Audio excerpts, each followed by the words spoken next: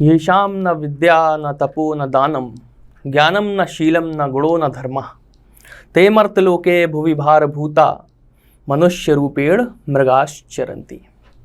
ये श्लोक जो आपके पीछे लिखा हुआ है, इसका अर्थ है कि जिन मनुष्यों में ना विद्या का निवास है, न मेहनत का भाव, न दान की इच्छा और न ज्ञान का प्रभाव, न गुणों की अभिव्यक्ति और न धर्म पर चलने का संकल्प, वे मनुष्य नहीं, वे मनुष्य के रूप में जानवर ही धरती पर विचरते हैं। बहुत ही महत्वपूर्ण है छात्र जीवन के लिए ये श्लोक। और आप जानते हैं कि मैं हर क्लास में कुछ ना कुछ एक ऐसा आपके लिए जरूर लेकर आता हूं जो आपके जीवन पर किसी न किसी प्रकार से कुछ सकारात्मक प्रभाव डाल सकता है। और ये मेरा केवल एक प्रयास है, और मेरा प्रयास अगर लेश मात्र भी सफल होता है तो ये पूरी क्लास के पहले जो 30 सेकंड का जो हम एक अभियान चलाते हैं, ये बहुत ही हमारे लिए बहुत पुण्य का कार्य हो जाएगा। हम लोग जो है आज से पीटी के लिए हिंदी की सुनामी, जब आप क्लास देखेंगे तो आप समझ जाएंगे कि हिंदी की सुनामी, उस क्लास का यही मतलब हुआ। क्वेश्चन आपके लिए 20 होंगे, लेकिन हर क्लास में आप कम से कम 50 से 60 क्वेश्चन, 60 पॉइंट, इस तरीके से 60 पॉइंट, 70 पॉइंट भी हो सकते हैं, कभी कभी 45 और 40 भी हो सकते हैं। इतना तैयार करके आप जाएंगे, ठीक है ना। तो सबसे पहले हम ये देख लेते हैं कि पीटी में सिलेबस है क्या। दरअसल क्या होता है, कई सारे कोचिंग सेंटर्स में सिलेबस के हिसाब से पढ़ाते ही नहीं है। क्या हुआ कि पुरानी किताबें उठाई, पुराने पेपर उठाए और उठा के सीधा सीधा छापना शुरू कर दिया उसके अंदर। सिलेबस के हिसाब से अगर नहीं चलेंगे तो कम समय में अच्छी तैयारी कैसे हो पाएगी। तो पहले हम लोग सिलेबस पे ध्यान देते हैं इसका। क्या आप देखिएगा, सबसे पहले संधि, ठीक है ना, फिर विलोम शब्द, पर्यायवाची, वाक्यांशों के लिए एक शब्द, लिंग, समश्रुत भिन्नार्थक शब्द, मुहावरे, लोकोक्तियां, सामान्य अशुद्धियां, लेखक और रचनाएं, गद्य एवं पद्य जरूर पूछा जाता है। अपठित गद्यांश का विवेचन एवं विश्लेषण, 2 गद्यांश आएंगे। निर्धारित अंक हो गए आपके लिए 15, ठीक है। और 15 में आप ये समझ सकते हैं कि सबसे महत्वपूर्ण जो है ना ये वाला पोर्शन है, क्योंकि 10 नंबर तो आपको यही दे रहा है केवल इसके अंदर, है ना। यहां से आपको कितने नंबर मिल रहे हैं, 10 नंबर मिल रहे हैं, और बाकी पूरे से आपको कितने मिल रहे हैं, 5 नंबर मिल रहे हैं।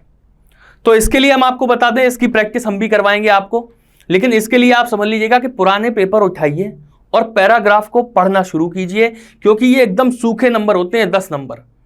इनमें अगर गलत हो जाता है तो फिर काम बहुत खराब हो जाता है, ठीक है ना। तो पुराने पेपर उठाइए और उनसे गद्यांश को हल करना शुरू कीजिए। हम तो ये कहेंगे कि सब कुछ हल करना शुरू कर दीजिए, ठीक, लेकिन हमारे प्रैक्टिस के साथ जरूर जुड़िएगा, क्योंकि ये बिल्कुल पक्की बात है कि जो 5 क्वेश्चन आपके जो आएंगे ना, वो पांचों हमारी इसी क्लास से आ जाएंगे। 20-20 क्वेश्चन की हम एक क्लास आपको देंगे। आज चूंकि ये सिलेबस वगैरह समझा रहे हैं, इसलिए हो सकता है 2, 4, 5 मिनट, 10 मिनट लंबी हो जाए क्लास, लेकिन उसके बाद से क्लास बहुत छोटी रहेगी। आप रिवीजन के तौर पे हमारी क्लास को देखिए, और पहले तो आप ये समझिए कि आपको कितना आ रहा है। एक एक ऑप्शन आपको बहुत सारी जानकारी देके जाएगा, ठीक है ना। तो चलिए आगे बढ़ लेते हैं। पहला क्वेश्चन है, निम्न में से किस शब्द का अर्थ कामदेव नहीं है। किस शब्द का अर्थ कामदेव नहीं है। हमने आपसे बार बार ये चीज कही है कि आपको यह जरूर समझना होता है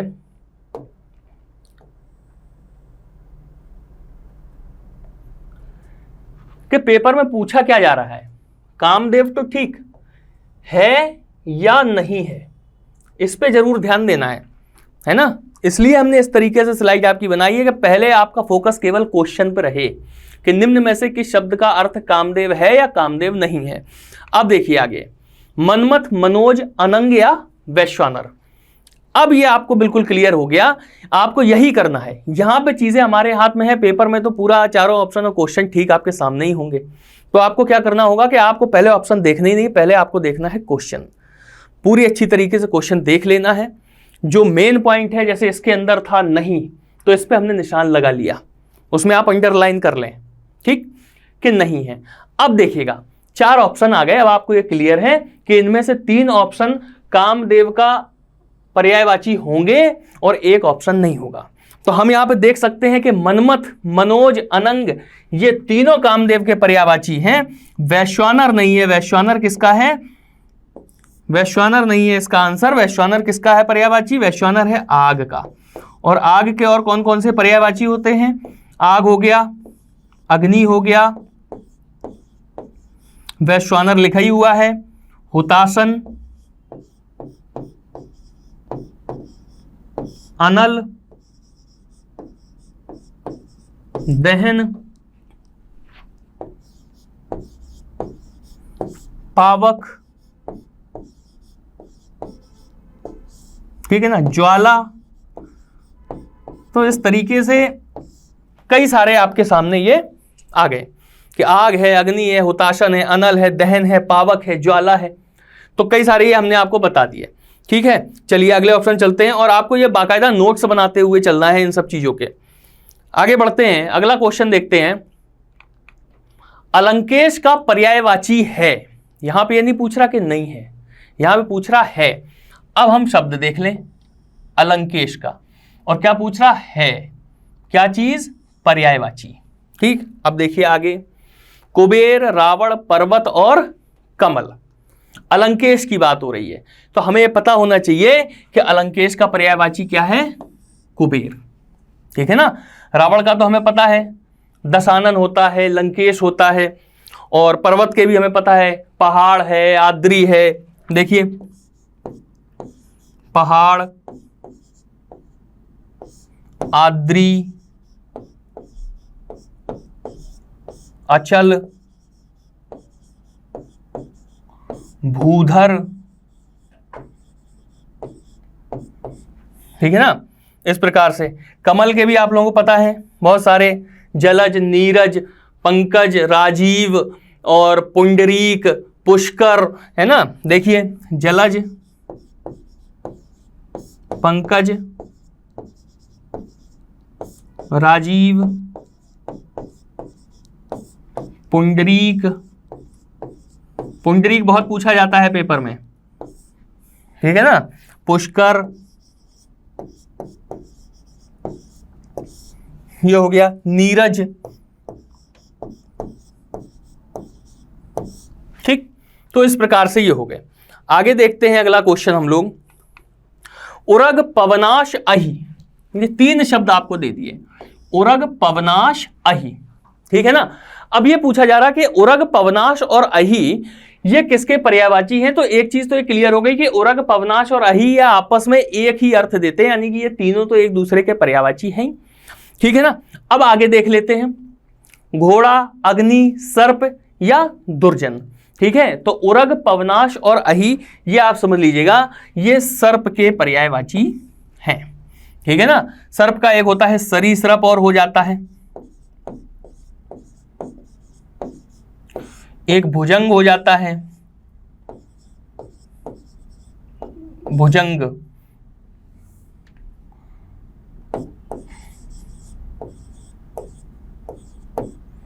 ठीक है ना। बाकी ये तीन ऊपर आपके लिखे ही हुए हैं। और अब चलिए, घोड़ा की अगर हम बात करें तो घोड़ा का क्या होता है? घोटक होता है, अश्व भी हो जाता है, हाय, बाजी, वाजी और बाजी दोनों हो जाते हैं। ठीक है ना। तुरंग, इस तरीके से अश्व है, वाजी, तुरंग, घोटक, ये हो गए। अग्नि के अभी हमने आप लोगों को पीछे बताई दिए हैं, अनल, पावक, दहन, ज्वाला, हुताशन, वैश्वानर, ये सारे अग्नि के हो जाएंगे। दुर्जन के भी आप लोगों को पता है, दुष्ट, नीच, अधम, विधर्मी। ठीक है ना, ये सारे दुर्जन के हो जाएंगे। तो ये हो गया क्वेश्चन अपना। आगे क्वेश्चन देखते हैं, तुंग और तुरंग का उचित समानार्थी शब्द युग्म। बहुत पूछा जाता है पेपर में इस प्रकार का क्वेश्चन, समानार्थी और शब्द युग्म की बात कर रहा है। ठीक, देखिएगा अगला क्वेश्चन। उन्नत या वाजी, घोड़ा, उच्च, गाय, पक्षी, शिव और पार्वती। अब आप एक चीज देख सकते हैं यहां पे कि पहले लिखा है तुंग, फिर लिखा है तुरंग।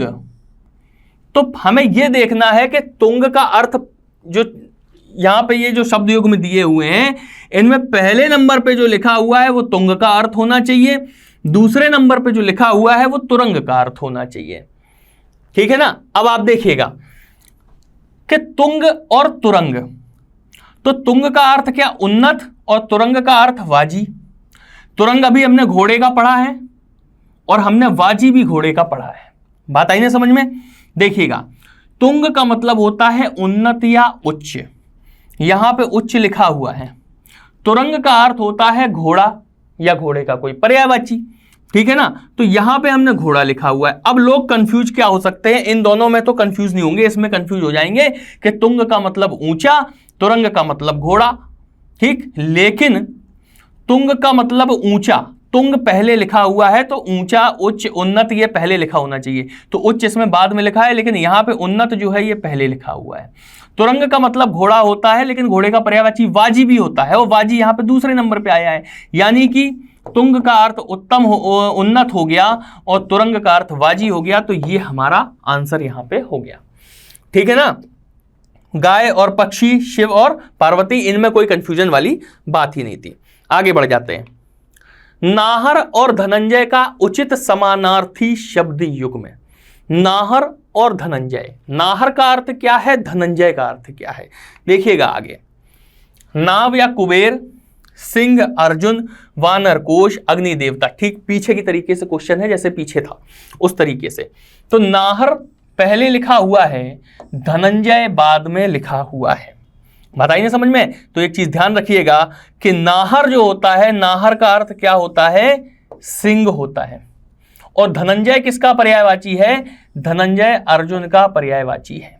बात क्लियर हो गई ना। तो ये क्वेश्चन भी आप लोगों का क्लियर हो गया। चलिए आगे बढ़ जाते हैं। अब देखिए, अवनी का विलोम शब्द, तो पहले तो हमें अवनी पता होना चाहिए कि क्या होता है। देखिएगा आगे, अवनी का विलोम शब्द पूछा है उसने, अवनी का विलोम क्या होगा। तो अवनी का मतलब क्या होता है, पृथ्वी, धरा, वसुधा, वसुंधरा, धरती, है ना। इस तरीके से ये सारे इसके वो होते हैं, पर्यायवाची होते हैं। तो देखिए अवनी, अब धरा ये आ गया, तो ये तो पर्यायवाची हो गया ना इसका, तो ये तो हमारा आंसर नहीं है, ठीक। अग्नि और अवनी का कोई मतलब ही नहीं है, तो इसे भी हम हटा देते हैं। तरणी का भी इससे कोई मतलब नहीं है, तरणी का मतलब नदी होता है ना। तो अब आप देखिएगा, अवनी का विलोम क्या हो जाएगा, अंबर हो जाएगा। अवनी का विलोम अंबर हो जाएगा, ठीक है ना। अंबर का मतलब आसमान होता है। आगे बढ़ते हैं अगले क्वेश्चन पे। क्रश का विलोम क्या होगा, ठीक है ना।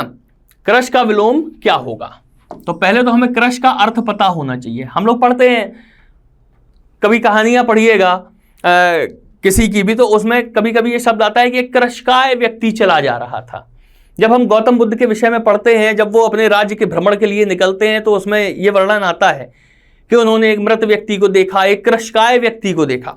क्रशकाय का मतलब क्या हो गया कि जीर्ण शीर्ण अवस्था वाले व्यक्ति को देखा, दुबले पतले बिल्कुल जीर्ण शीर्ण व्यक्ति को देखा उन्होंने। तो क्रश का मतलब क्या हो जाता है, क्रश का मतलब हो जाता है जीर्ण शीर्ण, ठीक है ना। क्रश का मतलब क्या हो जाता है, जीर्ण शीर्ण। हम लोगों को घर पे बताया जाता है, हम लोग घर में बच्चों को बताते हैं, जब बाजार में पानी की बोतल खरीद के पियो, तो उसके बाद जब खाली बोतल है उसे क्रश करके फेंक देना चाहिए, तो ठीक है ना। तो क्रश का मतलब क्या हो गया कि वो ठीक ठाक बोतल है, उसे बेकार करके फेंक दो, ताकि उसे कोई दोबारा इस्तेमाल ना कर पाए। बात आई ना समझ में। तो क्रश का मतलब क्या हो गया, जीर्ण शीर्ण। इसे अंग्रेजी में इससे भी याद रख सकते हैं, इस तरीके से अपना मतलब एक मेमोरी में रखने के लिए, ठीक है ना। तो क्रश का मतलब, अब देखिएगा, क्रश का मतलब जब जीर्ण शीर्ण हो गया, तो इसका आंसर क्या हो जाएगा, हष्टपुष्ट हो जाएगा। अब इसमें एक शब्द आया है विटप। विटप का मतलब क्या होता है, ये आप समझ लीजिएगा। विटप का मतलब होता है वृक्ष, ठीक है।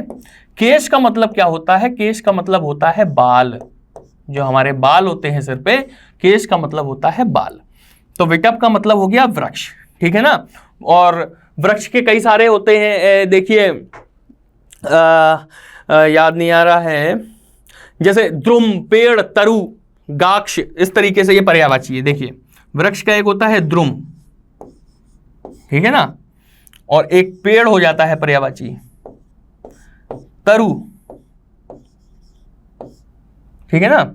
एक होता है, ये बहुत मतलब अच्छा शब्द है वृक्ष के लिए, गाक्ष, ये जरूर याद रख लीजिएगा, ठीक है। तो विटप के वृक्ष, द्रुम, पेड़, तरु, गाक्ष, ये हो गए, ठीक। चलिए आगे बढ़ जाते हैं। ये जो विटप वाले जो हमने बताए हैं अभी, ये सब इसके पर्यायवाची हैं। माना कि क्वेश्चन विलोम शब्द का है, लेकिन ये विटप के जो हमने मतलब बताए हैं ये सारे इसके पर्यायवाची थे जो अभी हमने बताए थे। ठीक है ना, वृक्ष, तरु, विटप, पेड़, गाक्ष, ये सारे जो अभी हमने बताए हैं ये पर्यायवाची थे। तो विटप के अगर आप पर्यायवाची लिखेंगे तो ये सारे शब्द लिख दीजिएगा। ऐसा ना करिए कि विटप के ये सब विलोम शब्दों में लिख लें, विलोम शब्द नहीं थे, पर्यायवाची थे। ठीक है ना, चलिए आगे बढ़ते हैं अगले क्वेश्चन पे। कौटिल्य का विलोम क्या होगा? कौटिल्य, कौटिल्य शब्द आया तो पहले तो कौटिल्य का मतलब हम समझ लें कि क्या होता है। ठीक है ना, कौटिल्य, कौटिल्य एक तत्सम शब्द है और इसका तद्भव होता है कुटिल। ठीक है ना, इसका मतलब क्या हो जाता है? कुटिल। तो कुटिल तो आप लोग जानते ही हैं कि क्या होता है, जो चालाक होता है वो कुटिल होता है। बात आई ना समझ में? अब ऑप्शन पे हम लोग आ जाते हैं। मार्दव, आर्जव, मृदुलता, आर्तव। ठीक है, इसके ऑप्शन भी बहुत तगड़े आ गए हैं आपके लिए। मार्दव, आर्जव, मृदुलता, आर्तव। ठीक है ना, अब देखिएगा कि इसका आंसर तो हो जाएगा आपका आर्जव। ठीक, और आर्जव का मतलब क्या होता है? सीधा साधा व्यक्ति। ठीक है, सीधापन भी कह सकते हैं या सीधा कह सकते हैं, सरल कह सकते हैं, इस तरीके से कह सकते हैं। अब आता है शब्द मार्दव, ये हो गया आपका आंसर आर्जव। आर्जव का मतलब हो गया सीधा। ठीक है, या सीधापन।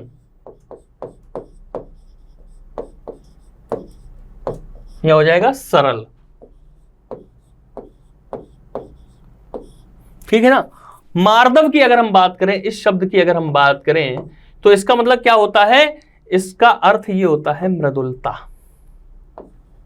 मृदु या मृदुता। ठीक है ना, इसे विनम्रता भी कह सकते हैं। बात क्लियर हो गई? अच्छा, अब एक देख लीजिएगा कि एक शब्द आया है आपका आर्तव भी आया है। हाँ, ये इसका अर्थ क्या होता है? इसका इनसे बिल्कुल अलग है, क्योंकि हमने देखा कि कौटिल्य का विलोम हमने देखा आर्जव हो गया, तो सीधा हो गया, सीधापन हो गया, सरल हो गया, सरलता हो गया। मार्दव का मृदु हो गया, मृदुता हो गया, इस तरीके से हो गया। मृदुलता भी इसी से मिलता जुलता है। ठीक, आर्तव का अर्थ होता है मौसमी, जो मौसम के अनुसार आता जाता है। ठीक है ना, तो आर्तव का अर्थ समझ लीजिए क्या होता है? मौसमी होता है। क्लियर हो गई ना बात? अब कोई भी डाउट नहीं होगा इसके अंदर किसी भी प्रकार से। कौटिल्य का आप समझ गए कि कौटिल्य एक तत्सम शब्द है। चाणक्य का पर्यायवाची, चाणक्य का नाम था कौटिल्य, उनका नाम विष्णु शर्मा भी था, कौटिल्य भी था, चाणक्य भी था। ठीक है ना, तो कौटिल्य जो है वो कुटिल शब्द से बना हुआ है, क्योंकि चाणक्य जो है वो राज्य चलाने के लिए उन्हें कुटिलता का सहारा लेना पड़ता था और उनका यह मानना था कि साम दाम दंड भेद किसी भी तरीके से राज्य की उन्नति होना चाहिए। हालांकि कभी भी नकारात्मक नहीं, जब आप चाणक्य के विषय में पढ़ेंगे तो आप ये समझ जाएंगे कि चाणक्य का भाव कितना सकारात्मक रहता था। जब चाणक्य नीति के विषय में जब आप देखेंगे, उसके श्लोकों को पढ़ेंगे, उनका भावार्थ पढ़ेंगे, तो आप ये समझ जाएंगे कि जिन सेंसेस में आज हम चाणक्य का नाम लेते हैं, जिस भाव में आज हम चाणक्य का नाम लेते हैं, चाणक्य वैसे बिल्कुल नहीं थे। जन कल्याण उनका एकमात्र ध्येय था। ठीक है ना, तो कौटिल्य क्या हो गया? कुटिल हो गया, कुटिल से कौटिल्य बना है। ठीक, ये हो गया आपके लिए। आगे देख लेते हैं, अश्लील शब्द का विलोम क्या होगा? कई बार ये क्वेश्चन पूछा गया है कि अश्लील शब्द का विलोम क्या होगा। ठीक है, तो सबसे पहला आंसर श्लील।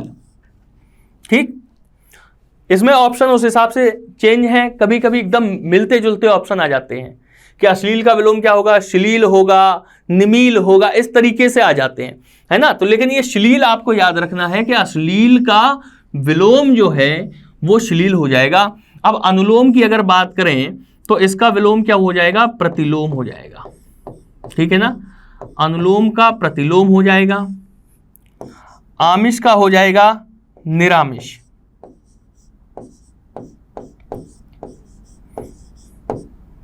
ठीक है ना, और अमित का क्या हो जाएगा? परिमित हो जाएगा।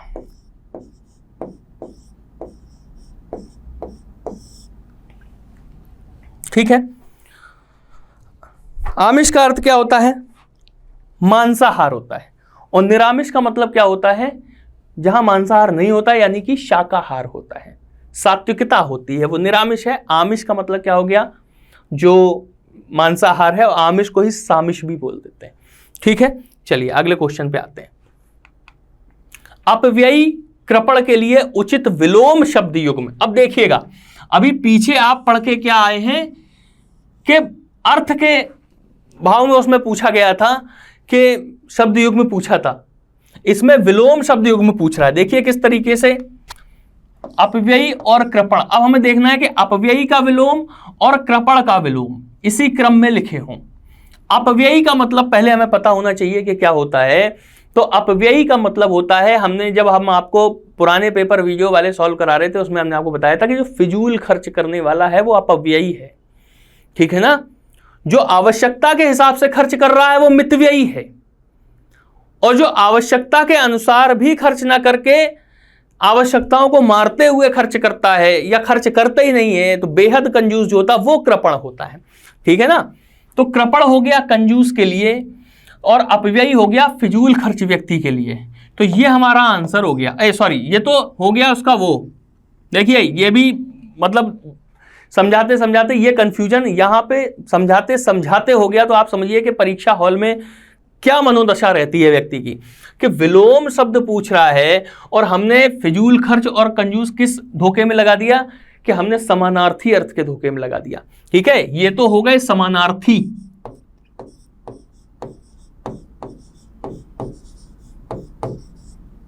समानार्थी युग्म, ठीक है ना?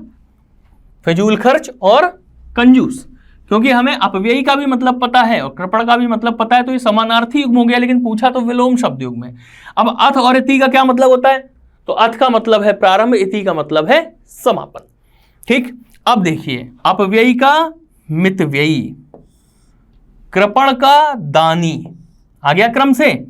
अपव्ययी पहले लिखा है तो इसका विलोम शब्द यहां पे पहले लिखा है, कृपण बाद में लिखा है तो इसका विलोम शब्द बाद में लिखा है, और दोनों साथ में लिखे हुए हैं, यानी कि यही हो गया विलोम शब्द युग्म। ये हमारा आंसर हो गया। लोग जल्दबाजी में मान लीजिए, अगर विलोम शब्द पे भी अगर ध्यान रहता है तो देख लेंगे, अपव्ययी का होता है मितव्ययी, कृपण का होता है दानी। दोनों ने याद है, देखा दानी और मितव्ययी, ये मार दिया और आंसर गलत हो गया। क्यों? क्योंकि यहां पे दानी पहले लिखा है, तो आपके हिसाब से अपव्ययी का अपोजिट दानी हो गया, कृपण का मितव्ययी हो गया। तो ये आंसर थोड़ी होगा हमारा। ठीक है, आंसर ये हो जाएगा मितव्ययी। ठीक है, चलिए आगे देख लेते हैं। पर्वत की तलहटी वाक्यांश के लिए एक शब्द लिखना है। देखिएगा, पर्वत की तलहटी है, अभी हमने आपको सिलेबस दिखाया था, उसमें था वाक्यांश के लिए एक शब्द। तो पर्वत की तलहटी वाक्यांश के लिए एक शब्द क्या हो जाएगा? उपत्यका हो जाएगा। अवीरा की अगर हम बात करें तो जो पुत्रहीना होती है, ठीक है ना, पुत्रहीन स्त्री जो है वो हो जाएगी अवीरा। अच्युत की अगर हम बात करें तो जो अटल है, जो स्थिर है, ठीक है ना, अटल या स्थिर। अच्युत में आप देख रहे हैं कि आ उपसर्ग लगा हुआ है, तो केवल च्युत का क्या अर्थ होता है? ठीक है ना, देखिएगा ये भी बता देते हैं। इसका अर्थ होता है पतित या गिरा हुआ, पतित या गिरा हुआ। ठीक है, यह भी क्लियर हो गया होगा। और देख लीजिएगा, मुमुक्षु की अगर हम बात करें कि मुमुक्षु क्या होता है, तो मुमुक्षु का मतलब होता है मोक्ष चाहने वाला। ठीक है ना, मोक्ष चाहने वाला। ठीक है, उम्मीद है कि बात क्लियर हो गई होगी। ये एक एक चीज याद करते चलिएगा, हर क्लास फॉलो करिए, एक एक चीज याद करते चलिए, फिर आप ये देखेंगे कि किस तरीके से पेपर में क्वेश्चन आते हैं और किस तरीके से फंसते हैं। ठीक है, अब पेपर तक ये पूरी सीरीज आपके लिए चलेगी। नेक्स्ट क्वेश्चन पे आते हैं, जो प्रमाण से सिद्ध ना हो सके, जो प्रमाण से सिद्ध ना हो सके। ठीक है, तो अपरिमित क्या होता है? अपरिमित क्या होता है? जिसकी सीमा ना हो, जिसे नापा ना जा सके, वो अपरिमित हो गया। और जो प्रमाण से सिद्ध ना हो सके, उसके लिए हम क्या बोलेंगे?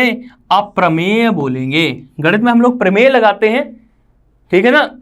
तो प्रमेय में क्या होता है कि हम चीजों को सिद्ध करते हुए आगे बढ़ते हैं, और जब पूरी प्रमेय सिद्ध हो जाती है तब हम लास्ट में लिखते हैं इति सिद्धम हेंस प्रूव्ड, ये लिखते हैं ना मैथ्स में। तो क्या होता है कि जब हम प्रमाण के द्वारा जब हम जिस चीज को हम सिद्ध कर देते हैं, कोई फॉर्मूला है तो उसे पूरा हम ड्राइव करेंगे, पूरा डेरिवेशन उसका जब हम निकालेंगे, तो अगर वो फॉर्मूला ड्राइव हो रहा है तो वो प्रमेय कहलाती है, थ्योरम कहलाती है। बताइए समझ में। लेकिन जो प्रमाण से सिद्ध ना हो सके तो क्या हो जाएगी, अप्रमेय हो जाएगी। प्रमेय नहीं होगी तो वो क्या हो जाएगी, अप्रमेय हो जाएगी। उम्मीद है क्लियर बात समझ में आ गई होगी। उद्भिज यहां पे लिखा हुआ है, कुछ लोग इस तरीके से नहीं समझ पा रहे होंगे। ये आधा दा है और ये है उद्भिज, ठीक है ना। ये तो इसका अर्थ क्या होता है उद्भिज का,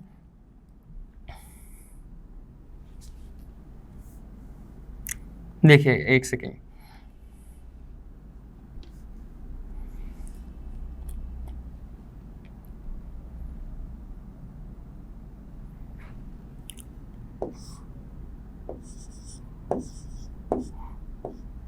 उद्भिज, ठीक है ना। अब आप देखिएगा कि इसका अर्थ क्या होता है। उद्भिज का मतलब क्या है, उद्भिज का मतलब है धरती को फोड़कर जन्मा हो, जो धरती को फोड़कर जन्मा हुआ। बात क्लियर हो गई ना। उद्भिज का ये मतलब है, बहुत पूछा जाता है। विबुध की अगर बात करें कि विबुध का क्या मतलब होता है, विबुध तो इसका मतलब होता है ये देवता का पर्यायवाची है। विबुध किसका पर्यायवाची है, क्या लिख गया, देवता का पर्यायवाची है, ठीक है ना। देवता के और भी बहुत सारे पर्यायवाची होते हैं, सुर हैं, देव हैं, अदिति नंदन हैं, आदित्य हैं, ठीक है ना। देव, सुर,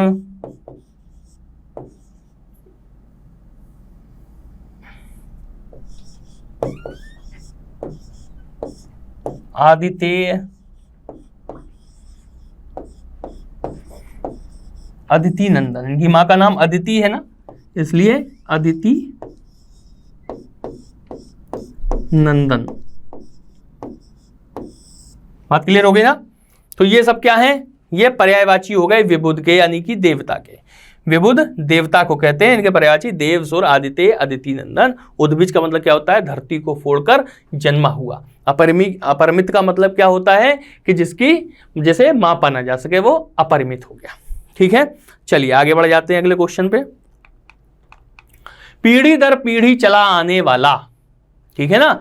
कोई चीज है वो पीढ़ी दर पीढ़ी चली आ रही, उसके लिए अगर हम वन वर्ड की बात करेंगे, एक शब्द की बात करेंगे, तो वो क्या होगा, प्रत्युत्पन्नमति, ठीक है ना।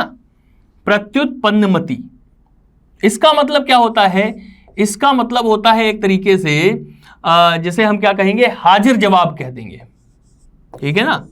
हाजिर जवाब,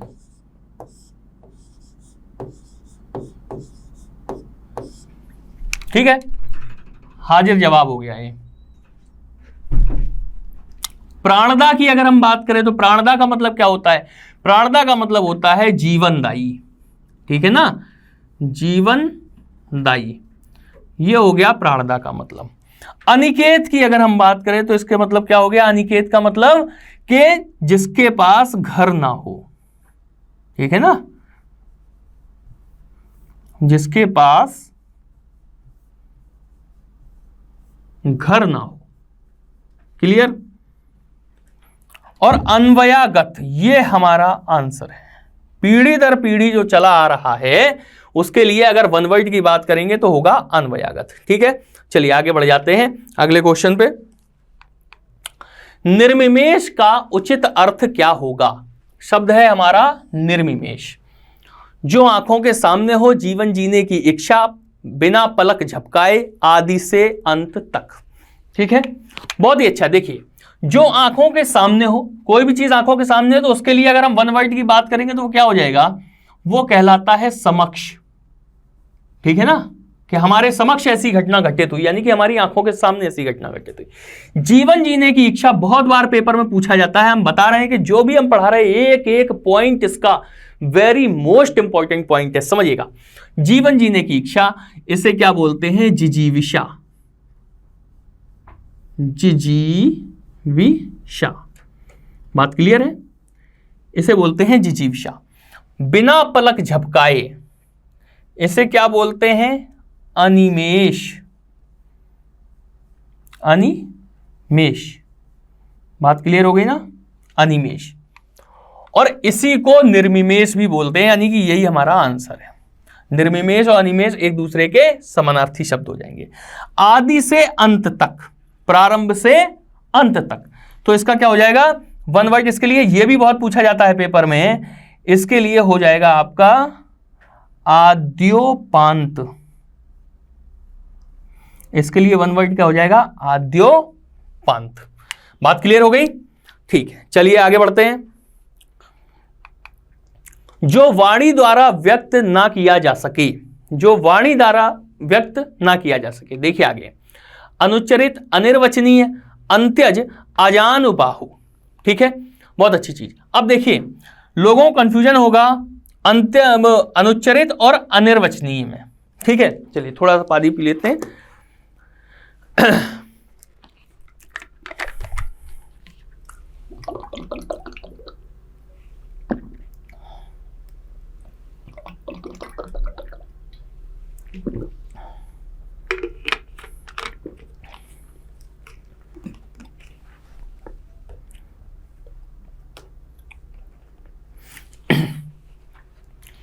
अनुच्चरित की अगर हम बात करें तो अनुच्चरित का अर्थ क्या होता है? अनुच्चरित का अर्थ होता है जिसका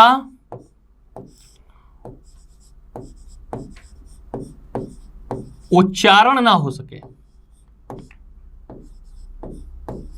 या ना किया जा सके। ठीक है ना, ये तो हो गया अनुच्चरित। लेकिन पूछ क्या रहा है? वाणी द्वारा व्यक्त ना किया जा सके। ठीक है ना, उसके लिए क्या हो जाएगा? अनिर्वचनीय। ये हमारा आंसर हो जाएगा, अनिर्वचनीय। अंत्यज की अगर बात करें तो अंत्यज का मतलब क्या हो जाएगा?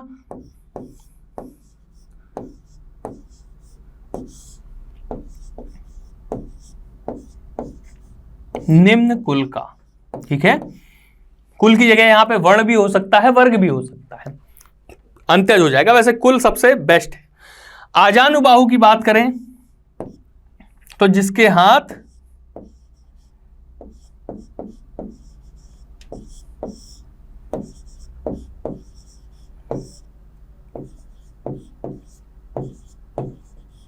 घुटने तक लंबे हों।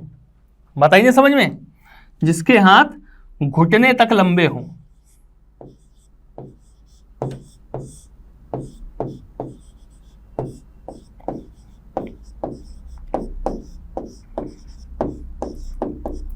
बात क्लियर हो गई? तो अनुच्चरित जिसका उच्चारण ना हो सके, अंत्यज जो निम्न कुल का हो, आजानुबाहु जिसके हाथ घुटने तक लंबे हों। किसी के हाथ घुटने तक लंबे होते हैं, साधारण व्यक्ति के नहीं होते। कहा जाता है कि भगवान राम के हाथ घुटने तक होते थे, इसलिए उन्हें आजानुबाहु भी कहा जाता है, क्योंकि उनके हाथ जो हैं वो, उनकी हथेलियां, उनकी उंगलियां जो हैं घुटने तक लंबे थे। जब वो खड़े होते थे तो उनकी हथेलियां घुटने तक जाती थी, इसलिए वो आजानुबाहु भी कहलाते थे। ठीक है, चलिए अगला क्वेश्चन देखते हैं। किस लोकोक्ति का अर्थ पछताना है? आंसू पीकर रह जाना, 8-8 आंसू रोना, हाथी के पेट में सोहारी, इलायची बांटना। ठीक है ना, तो देखिए आंसू पीकर रह जाना, इसका मतलब क्या होता है? सहन करना। ठीक है, 8-8 आंसू रोना, इसका अर्थ होता है पछताना। हाथी के पेट में सोहारी, ये एक पेपर में आया हुआ है और ये छत्तीसगढ़ी मुहावरा है। ये ध्यान रखिएगा, ये छत्तीसगढ़ी मुहावरा है, हाथी के पेट में सोहारी। इसका हिंदी रूप है ऊंट के मुंह में जीरा, है ना? ऊंट के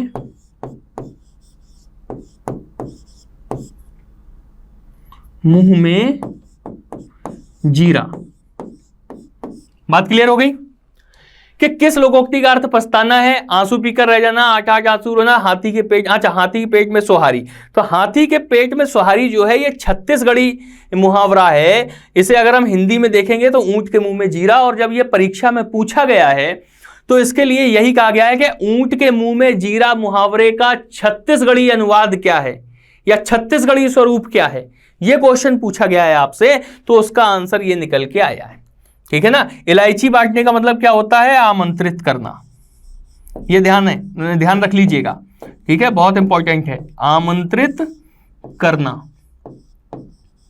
अगर ये क्वेश्चन परीक्षा में आता है तो इलायची बांटना ये बहुत ज्यादा कंफ्यूज कर देगा आपको, उस हिसाब के सारे ऑप्शन दे देगा, लेकिन इसका अर्थ है आमंत्रित करना। ठीक। हाथी के पेट में सुहारी, ऊंट के मुंह में जीरा, ये भी बहुत इंपॉर्टेंट है। 8-8 आंसू रोना और आंसू पीकर रह जाना, ये तो बहुत कॉमन है। ठीक है, चलिए आगे बढ़ते हैं अगले क्वेश्चन पे। किस मुहावरे से अनुभवहीन व्यक्ति का बोध होता है? अनुभवहीन व्यक्ति का बोध होता है। अक्ल का दुश्मन, आंख का अंधा नाम नयन सुख, गुदड़ी का लाल, अंडे का शहजादा। तो देखिए, अक्ल के दुश्मन का मतलब क्या होता है? इसका मतलब होता है मूर्ख। ठीक है। आंख का अंधा नाम नयन सुख, इसका क्या मतलब हुआ कि गुण के विपरीत नाम होना या नाम के विपरीत गुण होना व्यक्ति के अंदर। माने जैसे मान लीजिए नाम है किसी का धनी राम और सड़क पे भीख मांग रहा है कटोरा लेके, नाम है धनी राम, तो ये क्या हो गया? आंख के अंधे नाम नयन सुख। ये चीज है कि नाम के विपरीत, गुण के विपरीत नाम होना या नाम के विपरीत गुण होना। ठीक है ना, नाम के विपरीत गुण। बात क्लियर हो गई ना।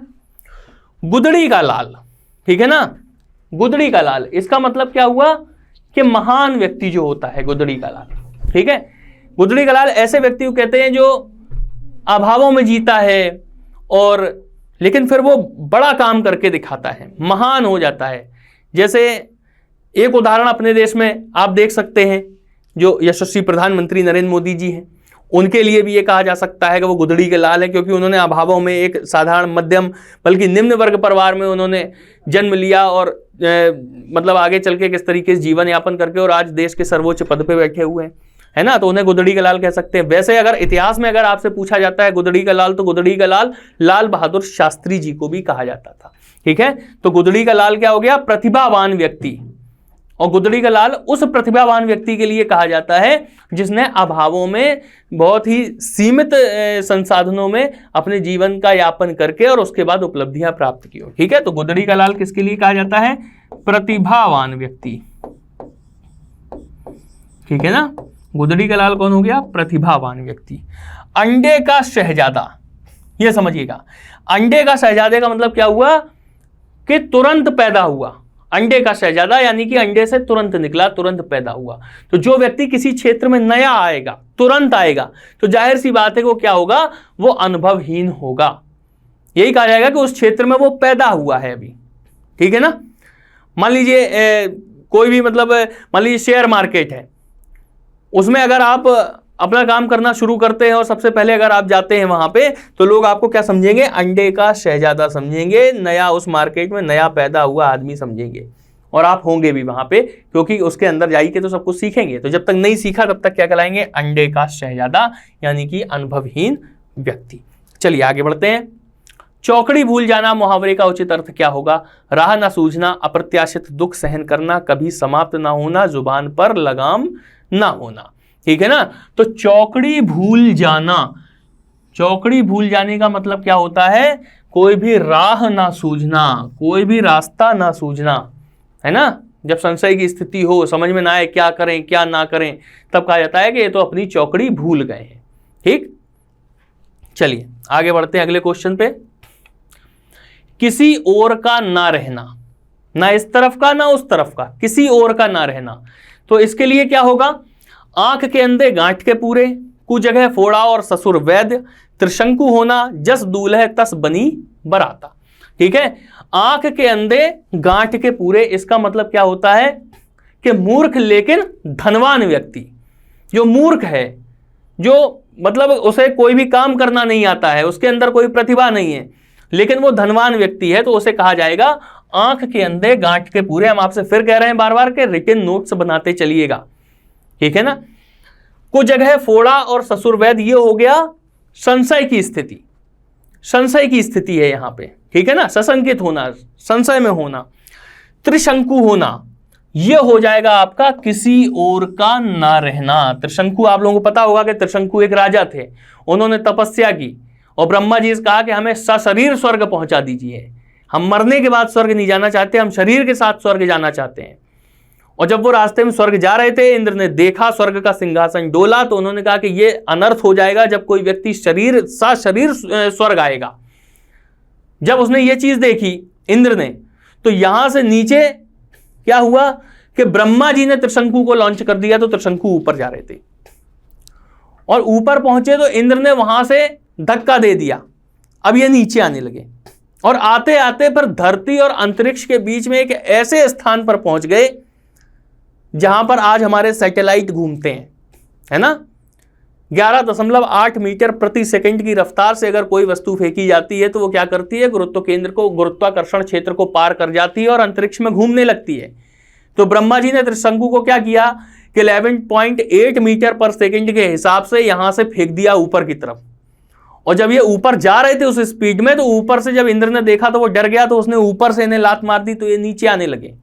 और बीच में क्या हुआ, फिर ये ग्रेविटी छोड़ के और उसके बाद जहां पे सैटेलाइट घूमते हैं उनके साथ में घूमने लगे, बीच में घूमने लगे। अब ये ना ऊपर के रहे और ना नीचे के रहे। ये एक कहानी है जो मिलती है, ठीक है ना। तो इसका मतलब क्या हुआ, त्रिशंकु होना, किसी और का ना रहना, ना इधर का रहना ना उधर का रहना। इसीलिए कहा जाता है त्रिशंकु सरकार। जब गठबंधन सरकार होती है तो उसे त्रिशंकु सरकार कहते हैं, क्योंकि उसमें कई पार्टियों का गठजोड़ होता है। अब ये समझ में ही नहीं आता कि किसकी मानी जाए किसकी ना मानी जाए। तो जो उसका प्रधानमंत्री या मुख्यमंत्री जो होता है वो बड़ा सशंकित रहता है, बड़ा कंफ्यूज रहता है कि उसे करना क्या है, ठीक है ना। इसीलिए ऐसी परिस्थितियों के लिए नाम होता है त्रिशंकु होना। जस दूल्हा तस बनी बराता, इसका क्या मतलब होता है ये भी नोट करते चलिएगा कि जैसा व्यक्ति है वैसी ही उसकी संगत होगी, ठीक है ना। जैसा दूल्हा है वैसी ही उसकी बारात होगी, बात आई ना समझ में। जैसा व्यक्ति है वैसी उसकी संगत होगी। और लास्ट क्वेश्चन आज का हम देखते हैं, 8 कनौजिया 9 चूहे, इसका मतलब क्या होता है। इसका मतलब होता है, बहुत बार परीक्षा में पूछा गया है, 8 कनौजिया 9 चूहे, इसका मतलब होता है अलगाव की स्थिति। बात क्लियर होगी ना।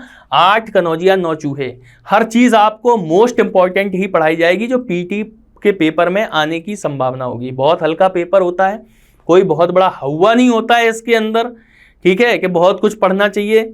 आपके पेपर तक जो 15-20 क्लासेस जो आपको मिलेंगी उनमें से आपको पूरी हिंदी मिल जाएगी, आपको ज़्यादा डाउट में नहीं रहना है किसी भी प्रकार से, ठीक है। चलिए अब देखिएगा, अलगाव की स्थिति हो गई तो दोषारोपण करना, ठीक है, इसके लिए कई सारे मुहावरे। खग जाने खग की भाषा, इसका मतलब क्या हुआ कि जिस प्रकार का व्यक्ति होता है वो अपने प्रकार के व्यक्ति की भाषा समझ लेता है, उसके भाव को समझ लेता है। बात आई ना समझ में। खग जाने खग ही की भाषा, चिड़िया है तो चिड़िया की भाषा समझेगी, ठीक। खग का मतलब क्या होता है, पक्षी होता है। खग, विहग, द्विज, पंछी, ये सारे पक्षी के पर्यायवाची, नोट करते चलिएगा इन्हें साथ में, बार बार हम आपसे ये चीज कह रहे हैं। शैतान की आंत का मतलब क्या होता है, शैतान की आंत का मतलब होता है, ये भी एक मुहावरा है, शैतान की आंत, ये भी परीक्षाओं में पूछा जाता है। शैतान की आंत का मतलब होता है किसी बात को बढ़ा चढ़ाकर कहना, या कोई मामला बहुत लंबा, अगर मामला है, कोई बहुत लंबी वस्तु है या कोई बात है वो बहुत लंबी है, ठीक है ना, तो उसे क्या कहते हैं, यार ये तो शैतान की आंत हो गया। बताइए समझ में, शैतान की आंत। तो उम्मीद है कि आप लोगों को क्लास बहुत अच्छी लगी होगी, बहुत पसंद आई होगी। चैनल को सब्सक्राइब जरूर करिएगा, क्योंकि पीटी के एग्जाम के बाद हिंदी का संपूर्ण कोर्स लेकर हम आ रहे हैं आपके लिए यूसीआई डिजिटल यूपी एग्जाम्स पर। बात आ गई ना समझ में। जो घंटी वाला बटन है, बेल आइकन है, उसे जरूर दबाइएगा, लोगों तक शेयर कीजिएगा हमारे वीडियो को, और ज्यादा से ज्यादा लाइक उस पर करिएगा। देखिए लाइक करने से क्या होता है कि वीडियो सर्कुलेट होता है, ऊपर की तरफ उछलता है वीडियो। तो अगर आपको लग रहा है कि ये क्लास बहुत अच्छी है, तो जब क्लास अच्छी है ना तो उसे लाइक करिए, और जब कई सारे लाइक आएंगे तो क्या होगा, वो अपने आप उछल के हाईलाइट होगा, तो जो अनजान लोग हैं उनके पास तक ये वीडियो पहुंचेगा। बात आई समझ में। तो उम्मीद है कि आप लोगों को क्लास बहुत अच्छी लगी होगी। वीडियो को लाइक कीजिएगा, कमेंट करके बताइए क्लास आपको कैसी लगी, शेयर करिएगा, और चैनल अगर आपने सब्सक्राइब नहीं किया तो चैनल को सब्सक्राइब जरूर करिएगा।